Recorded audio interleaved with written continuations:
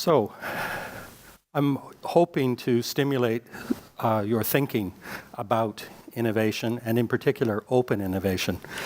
I'm offering some experiences gained as a co-founder of the MIT Innovation Lab, as someone who's worked in major corporations driving global innovation initiatives, and as a reasonably successful entrepreneur, also who's had some absolutely spectacular failures. So first off, I think it's always worthwhile to agree a definition of innovation. Now, you've probably read many books on innovation, and you've probably noticed that the definition of innovation in each book is probably slightly different from the others. And you've heard the word innovation, I don't know how many hundred times here this morning already, and there were probably subtly different meanings or definitions being used by people. So how many people are aware of the official global definition of innovation? Show of hands? Yeah. So the Oslo Manual is the official definition. We paid to have hundreds of bureaucrats and academics go and swan around in Oslo for a couple of weeks a few years ago to come up with an official definition, which, by the way, is absolutely crap. It's wrong for three very important reasons. It's defined as firms connecting something new with a marketplace. And of course, therefore, it excludes all forms of innovation other than commercial, which I don't think is a good idea, because I would really like our politicians and government people to innovate. And I also think social entrepreneurship is very important. And how many people think that just because something's new, it's innovative? Show of hands? I don't either. And finally, because it's all driven by organizations, it completely fails to take into account user innovation, which, if you look at the world of open innovation, you see that user-driven innovation, innovation created by users, is very often where the real interesting innovations emerge. It doesn't come from producers of products and services and technologies. It typically comes from insights from users. So the other point to make about innovation is that innovation only ever happens in relationships. My definition of innovation is the creation of new value. And I measure the success in terms of return on investment. So the value you create relative to the value you had to invest or destroy in the creation process. Now, the reality is that we only ever experience value in relationships. So if you're thirsty and you have a sip of water, it's your relationship with the water. It might be the relationship with the little pinch of sugar or squeeze of lemon that give the water more flavor.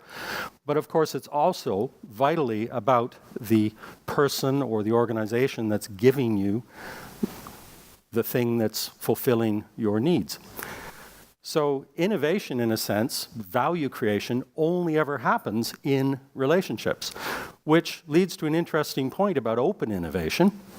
You have to engage in these relationships, first and foremost with your customer or the person you're trying to deliver value to. And that's where the rubber meets the road. That's where innovation starts, and in many ways it's where it ends. So innovation really is much more about love, experience of value, than about money.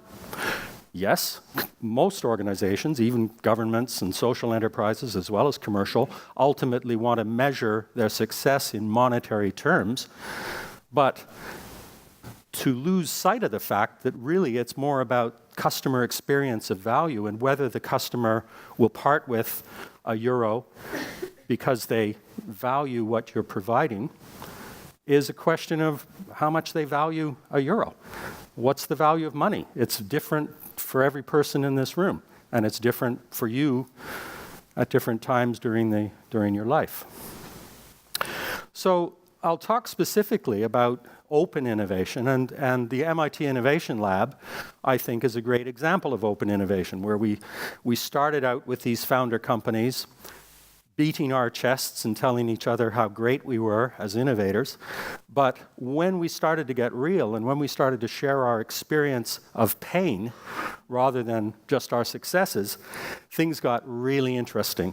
Now, Eric, on the left here, Professor von Hippel, has spent his whole career looking at the sources of innovation and essentially proving that the best ideas come, as I said earlier, from users, not from within R&D labs or manufacturing organizations. My motivation for being in the lab, I was global general manager of data with Nortel. My motivation was to learn how to improve my innovation success rates, and I did. Unfortunately, of course, Nortel hit a brick wall and died. It wasn't my fault, I had already left. But 3M, for example, is an organization that's done a fantastic job of putting the insights from the lab into practice in terms of how they manage and lead innovation. So it is, of course, a messy process, and taking an idea and driving it to success, it has many failure points. Now, I'll make a confession here. 83.7% of the statistics or numbers I'm going to show you or mention, I'm just making them up. And I'm making up these numbers, these percentages, but they give a rough flavor.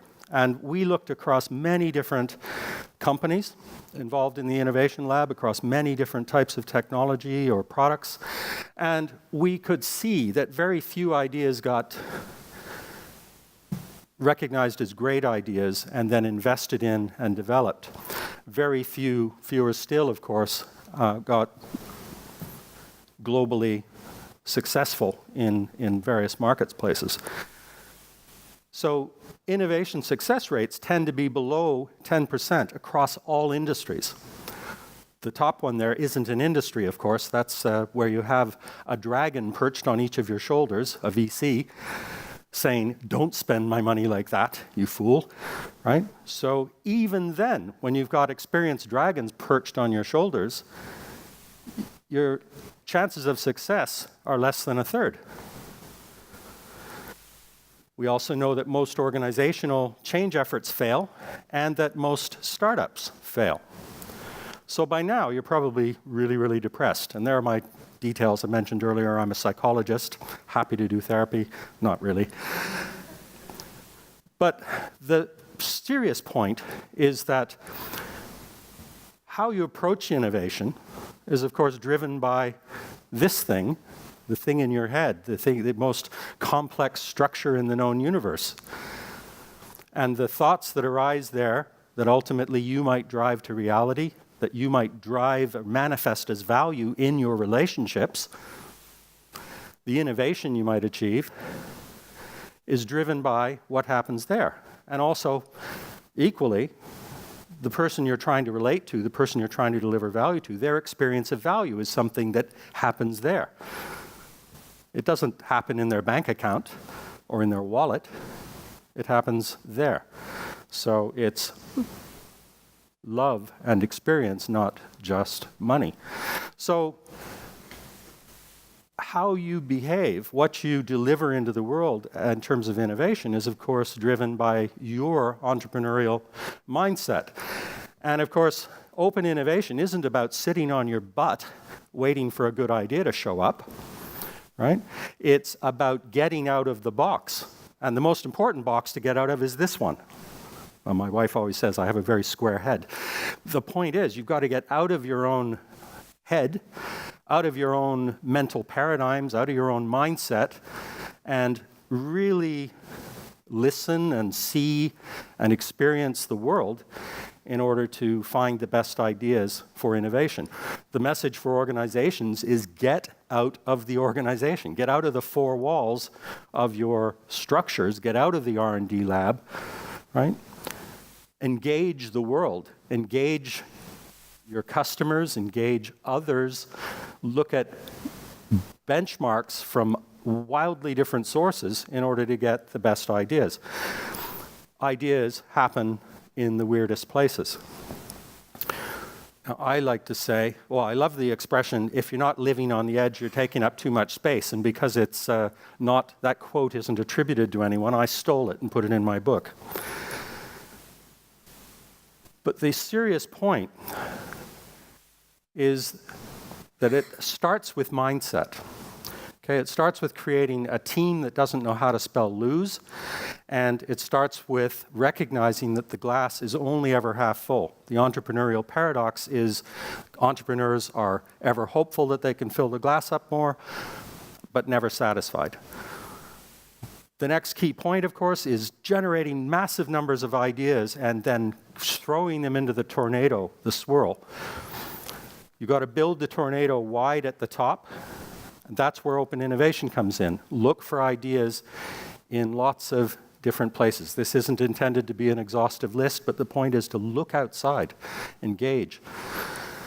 You want to be the organization on the right that creates a lot of swirl and does it quickly, so that you're creating gold bricks rather than just a few gold nuggets. It's all about leadership. And we all know that men can't be good leaders because we can't multitask. Oh well. And leadership is about creating a culture that isn't like this. Right? It's about creating a culture where experimentation and learning is welcomed. So one thing that differentiates massively between leading innovation organizations and the rest, the followers, is great innovation leaders are brilliant at killing good ideas quickly and focusing on the great ideas. Because the longer a good idea continues to lurk around at the edge of that tornado, the longer it continues to consume time and other valuable resources. You need to focus. You also need to create a lot of swirl in the tornado, and that's all about diversity. It's all about driving that edge or creating a larger innovation zone. There are lots of types of innovation. We've been talking about network innovation at the top. But I always like to point out that business model innovation is really what it's all about, because there are only 3 parts to any business model. There's got to be something of value, there's how you make it, and then there's how you get it into the hot little hands of your customers. So to illustrate, you've got how Apple makes their stuff in China. They've got lots of stuff, and they've got innovative ways of engaging us. They don't sell to us, they consult. So another point is that marketing innovation is, of course, critical. How you communicate the value that you're providing. And of course, communication is all about influencing. It's all about educating someone, for instance, on the health benefits of water, and suddenly the health or the value of the water goes up. Communication has to be clear. My